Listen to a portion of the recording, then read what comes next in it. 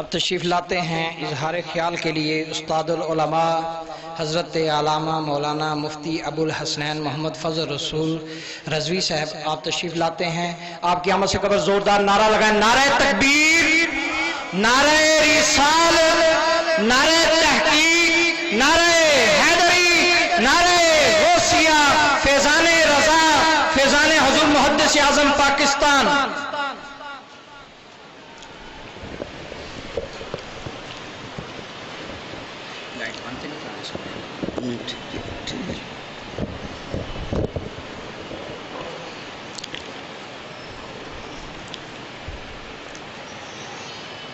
نحمدہ ونصلی ونسلم علی رسولہ الکریم، اما بعد فاعوذ باللہ من الشیطان الرجیم،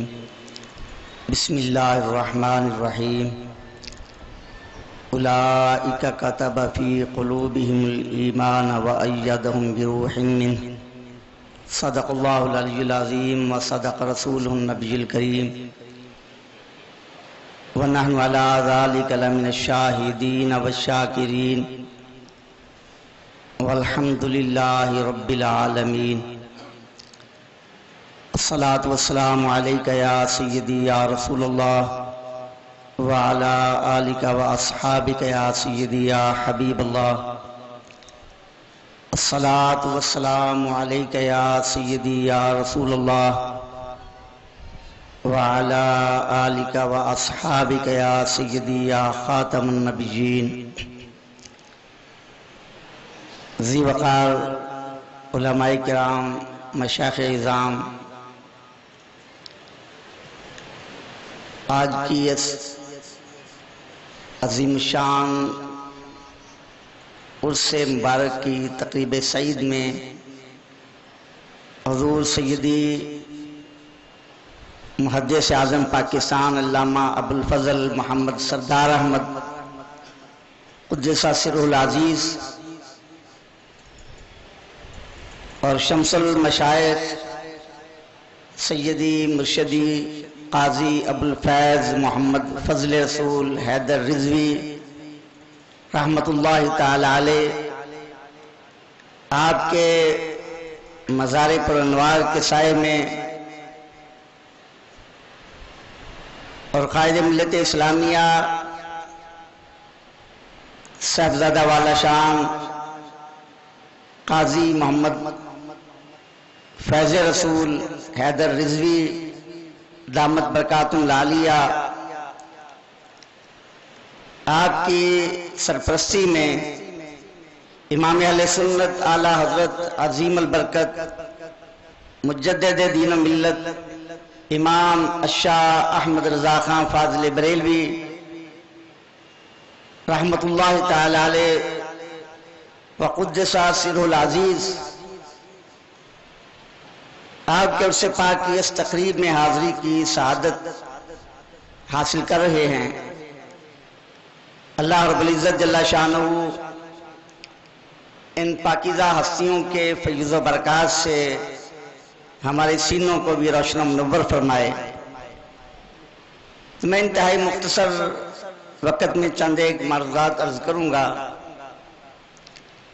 ابتداً صرف بطور تمہید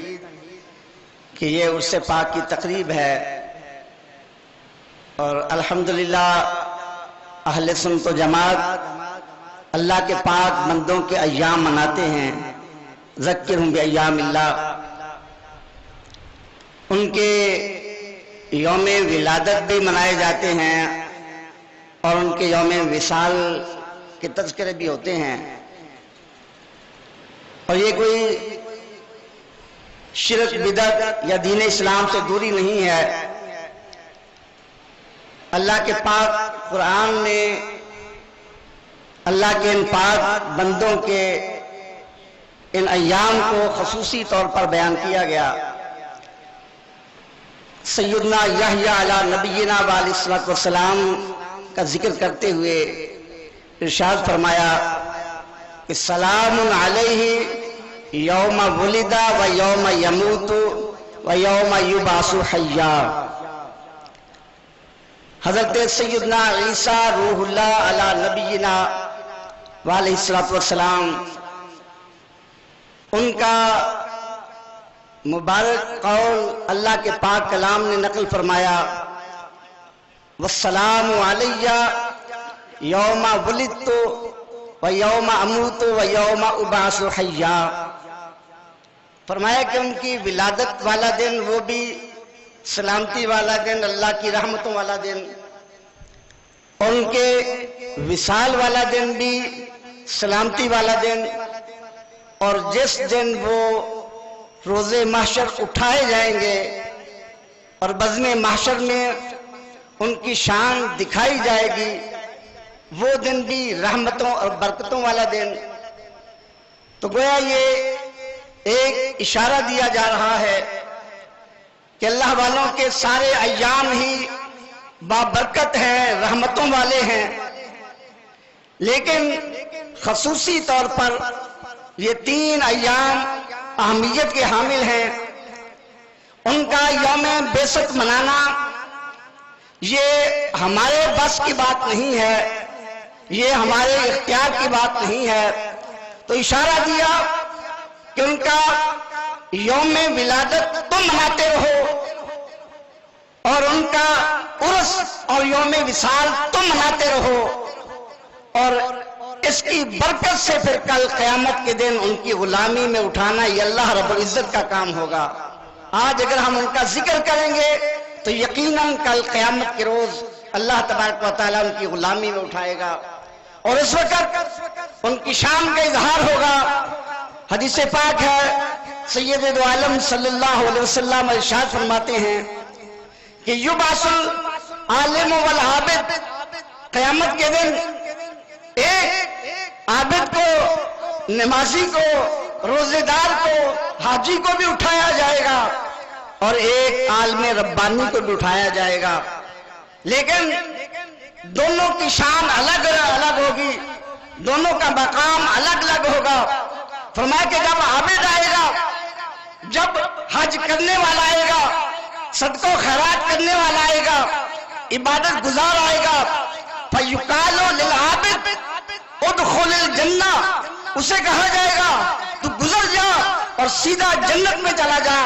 لیکن جب ایک عالم ربانی آئے گا، جب حضرت سیدی غوث اعظم محبوب سبحانی تشریف لائیں گے، جب داتا علی حجویری تشریف لائیں گے، جب امام احمد رضا تشریف لائیں گے، جب حضرت سیدی محدث اعظم پاکستان تشریف لائیں گے، تو کیا فرمایا جائے گا اس وقت کہ ٹھہر جاؤ، اور فرمایا جائے گا کہ آج یہاں تم رک جاؤ، عبادت کرنے والا جنت میں جا رہا ہے، لیکن تمہارا کیا کام ہے؟ تشفع للناس بما احسن ادبهم، کہ اللہ کے بندے دنیا میں جن کو تم ادب سکھاتے رہے، جن کے دلوں میں عشق مصطفیٰ کی شمع جلاتے رہے، آج ان کو اپنے ساتھ لے کر تم جنت میں چلے جاؤ۔ تو یہ قیامت کا دن اس وقت منایا جائے گا۔ لیکن آج اس حوالے سے میں جو بات عرض کر رہا ہوں اور جس کا مجھے اشارہ بھی دیا گیا، قرآن مجید نے ان 2 ایام کے منانے کا ہمیں حکم دیا، تو کیا ہم میلاد منائیں، عرس منائیں تو بس ہم بڑی ذمہ ہو جائیں گے، ان کے نام کے نعرے لگائیں تو ہم بڑی ذمہ ہو جائیں گے؟ تو یہاں 2 دنوں کا ذکر کیا گیا، یوم ولادت اور یوم وصال۔ یہ اصل میں کنایا ہے ان کی پوری زندگی سے، یہ 2 ایام ان کی پوری زندگی سے، ان کے مشن سے کنایا ہے۔ اگر یہ کہا جائے یہ شخص مشرق اور مغرب کا بادشاہ ہے تو کیا کہیں گے؟ اس کی بادشاہی مشرقی کونے میں ہوگی بس، اور مغربی کونے میں ہوگی۔ یہ کہا جائے کہ سورج نے شرق و غرب کو روشن کیا ہے تو کیا کہا جائے گا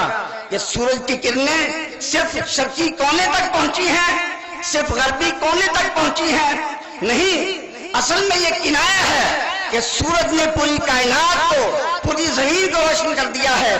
تو یہاں بطور کنایا ہمیں سبق دیا جا رہا ہے، بتایا جا رہا ہے، اے لوگو ان لوگوں کے ایام تو عظمت والے تھے، اللہ کے ذکر میں گزرے، اللہ کے دین کی خدمت میں گزرے، اللہ کے محبوب کی محبت میں گزرے۔ ان کی زندگی کا ایک ایک لمحہ قیمتی ہے، برکتوں والا ہے۔ آج اگر تم ان کا نام لیتے ہو، یوم میلاد مناتے ہو، یوم عرس مناتے ہو، ان کی غلامی کا حق ادا تب ہوگا جب ان کے مشن کو مناؤ گے، جب ان کی زندگی میں انہوں نے جو کردار ادا کیا اس کو سامنے رکھو گے۔ آج ہم امام اہل سنت اعلیٰ حضرت رحمت اللہ تعالی علیہ آپ کا یوم منا رہے ہیں۔ صرف آج فیصل آباد میں نہیں، دنیا کے کونے کونے میں آپ کا دن منایا جا رہا ہے، لیکن ہم یہ دیکھ رہے ہیں آج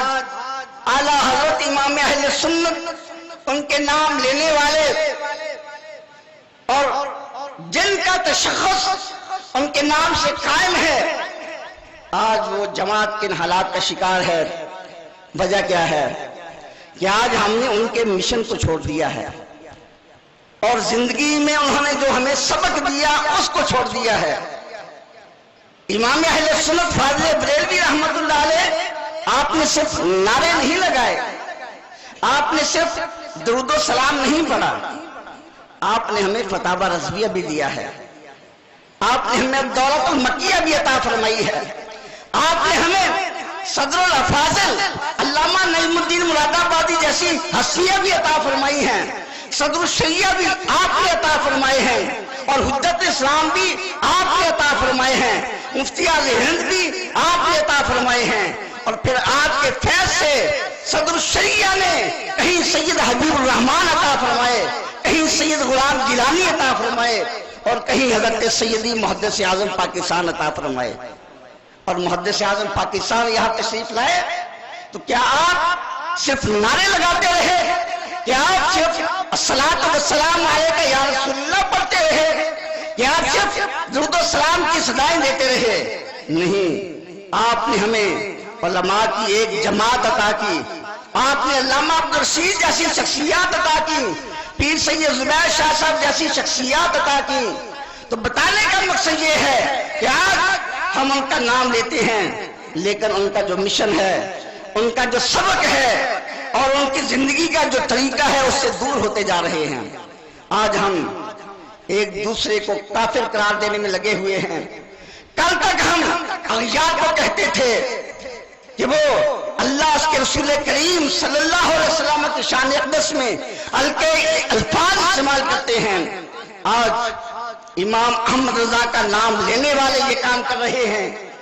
اور آج اگر حضرت سیدنا صدیق اکبر رضی اللہ عنہ کا نام لیا جائے تو ناسبیت کا فتویٰ لگا دیا جائے گا، اگر امام علی مقام امام حسین رضی اللہ عنہ کا نام لیا جائے رافضیت کا فتویٰ لگا دیا جائے گا۔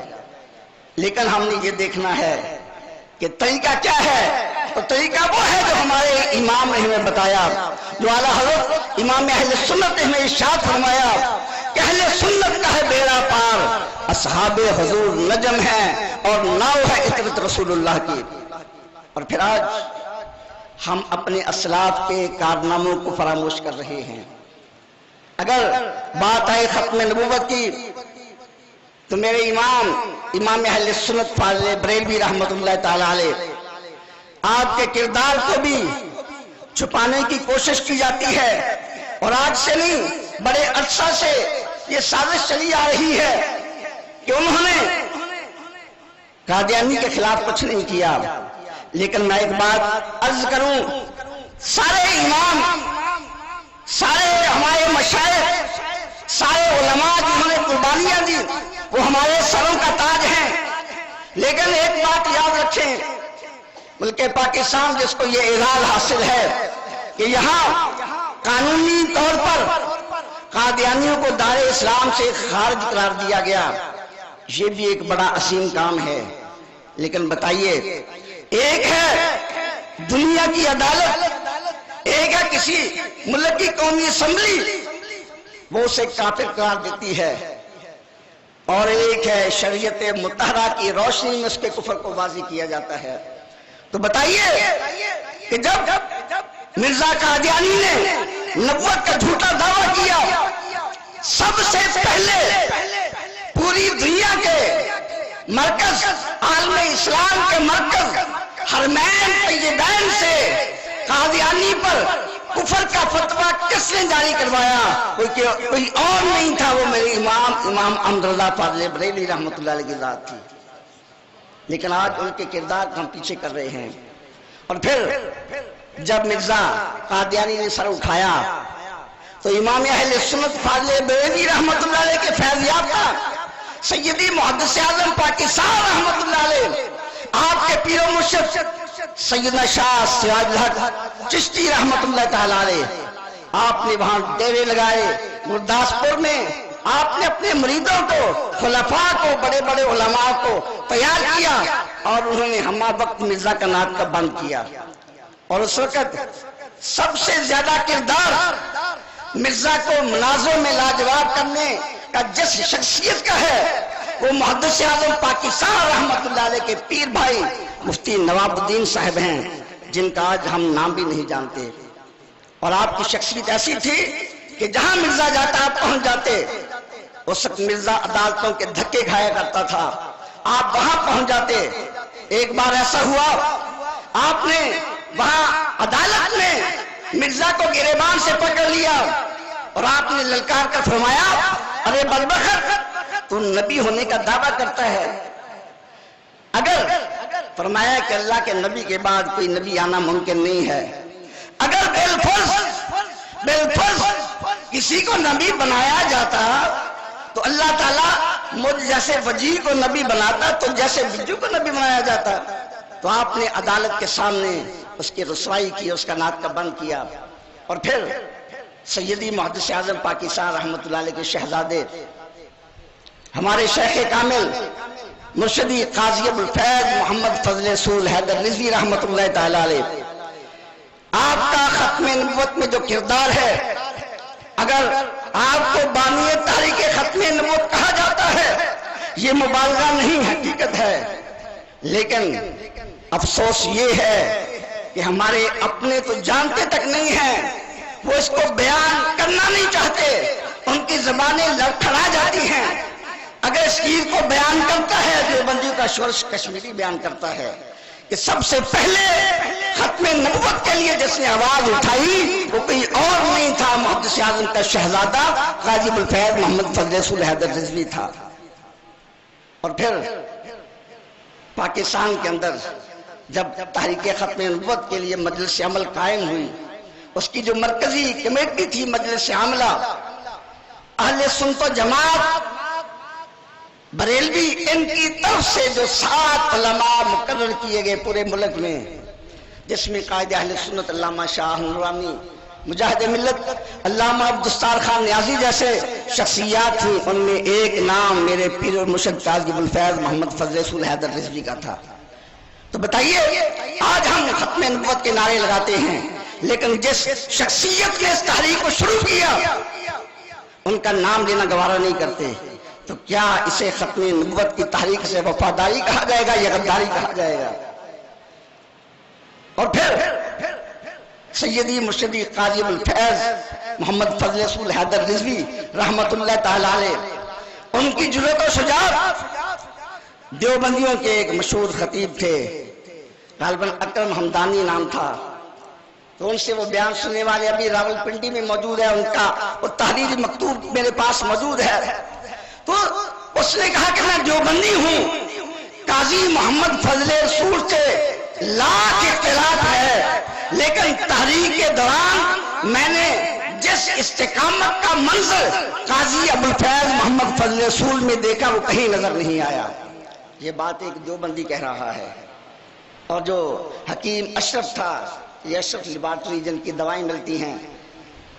تو وہ جب آپ ہاسپٹل تشریف فرما تھے، زخموں سے چور چور تھے، وہ آپ کے پاس آیا اور اس نے کہا کہ قاضی صاحب، صاحبزادہ صاحب، آپ نے عجیب استقامت دکھائی، انسان کی عقل میں نہیں آتی، جہاں بڑے بڑے لڑکھڑا جاتے ہیں آپ نے ایک قدم بھی پیچھے نہیں کیا۔ تو کہنے لگا میرا جی چاہتا ہے کہ میں اپنے بیٹے کو آپ کے پاس آ کر داخل کرواؤں۔ آپ مسکرانے لگے اور آپ نے خوشطبی کے طور پر فرمایا کہ حکیم صاحب ٹھیک ہے اپنے بیٹے کو لے کر آ جائیں، اللہ تعالیٰ ہدایت عطا فرمائے گا۔ تو وہ شخصیت تھی جب آپ نے قدم اٹھایا، جس وقت بڑے بڑے عالم کہلانے والے، بڑے بڑے لیڈر کہلانے والے ان کے قدم لڑکھڑا گئے، مگر ایک محدث اعظم کا شہزادہ تھا جنہوں نے فرمایا کہ اب یہ قدم کٹ سکتا ہے، اب یہ ہاتھ کٹ سکتے ہیں، اب یہ گردن کٹ سکتی ہے، لیکن سردار احمد کے بیٹے نے جو قدم آگے اٹھایا وہ پیچھے نہیں آ سکتا۔ آپ نے لاٹھیاں کھائیں، لہو سے خون سے لہو لہان ہو گئے، مگر قدم پیچھے ہٹانا گوارا نہیں کیا۔ اگر آج یہ شخصیات جنہوں نے یہ کردار ادا کیا تھا، قائد اہل سنت علامہ شاہ احمد روحانی صدیقی،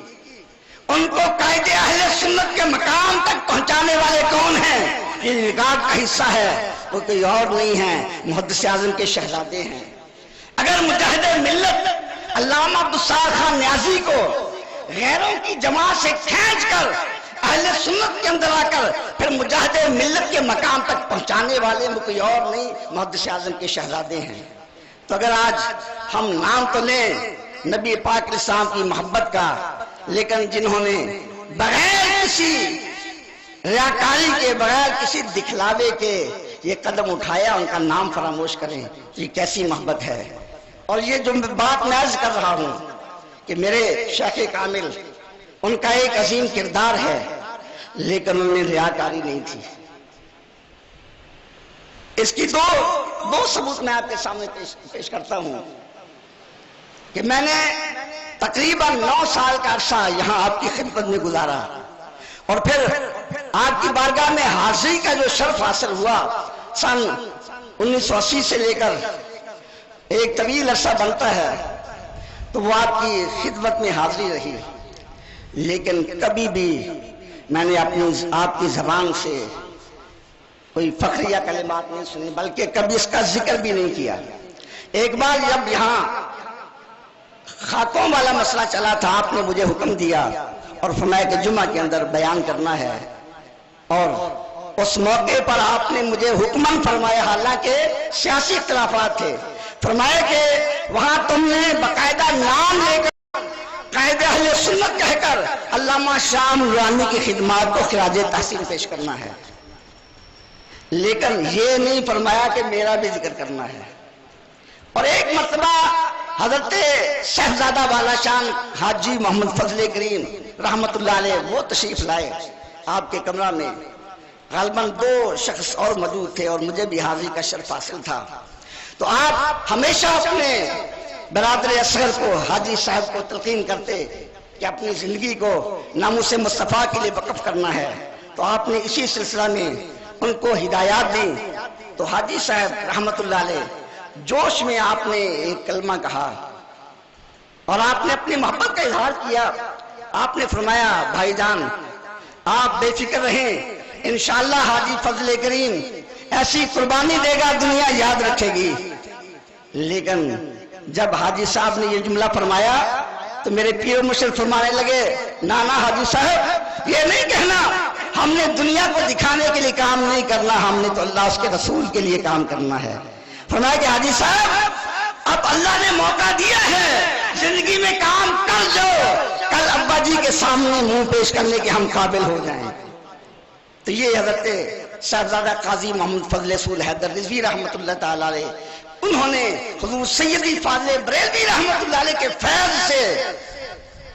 عشق رسول، ناموس رسول، رسالت کے لیے ان تحریک میں یہ کام کیا، اور جرأت و بہادری سے کام کیا۔ گولیاں برسی رہیں۔ لاہور میں پروفیسر بشیر احمد قادری صاحب ہیں، انہوں نے بھی سوشل میڈیا پہ بھی یہ بیان لکھا، اور خود مجھے انہوں نے بتایا، ان کی یادداشت میں بھی لکھا ہے کہ تحریک کے دوران جب جلسہ ہوا دھوبی گھاٹ میں، ہم سیڑھیاں اتر رہے تھے، تو وہ کہتے ہیں کہ میں نے اپنی آنکھوں سے دیکھا آگے سے گولیاں آ رہی ہیں، گولیوں کی چمک مجھے نظر آ رہی ہے، لیکن میں نے دیکھا پیر صاحب کے چہرے پہ کوئی پریشانی کے آثار نہیں تھے، آپ ایسے چلے جا رہے ہیں جیسے کوئی گولی چل ہی نہیں رہی، کسی کی پرواہ نہیں ہے۔ یہ جگر اور یہ شجاعت اللہ تعالیٰ نے حضور محدث اعظم رحمت اللہ علیہ کے فیضان سے، سیدی امام اہل سنت کے فیضان سے آپ کو عطا کیا۔ تو ان کے عرس منانے کا مقصد، ان کے یوم ولادت منانے کا مقصد، ان کی سیرت کی کتابیں لکھنے کا مقصد یہ نہیں ہے کہ ہم ان کے نام کے نعرے لگائیں۔ وہ اس چیز کو پسند نہیں کرتے تھے۔ اگر ان سے محبت ہے تو اہل سنت وہ سٹیج سے یہ پیغام ہے کہ جس طرح میرے پیر و مرشد فرمایا کرتے تھے، اہل سنت اگر آج اپنی بقا چاہتے ہو، آج ان خود ساختہ شخصیات کو چھوڑ کر ایک امام احمد اللہ فاضل بریلوی کے فکر کے جھنڈے کے نیچے آ جاؤ، انشاءاللہ العزیز دنیا کی کوئی طاقت آپ کو نہیں ہرا سکتی۔ اللہ تبارک و تعالیٰ اہل سنت و جماعت کی حفاظت فرمائے۔ وما علینا الا البلاغ المبین۔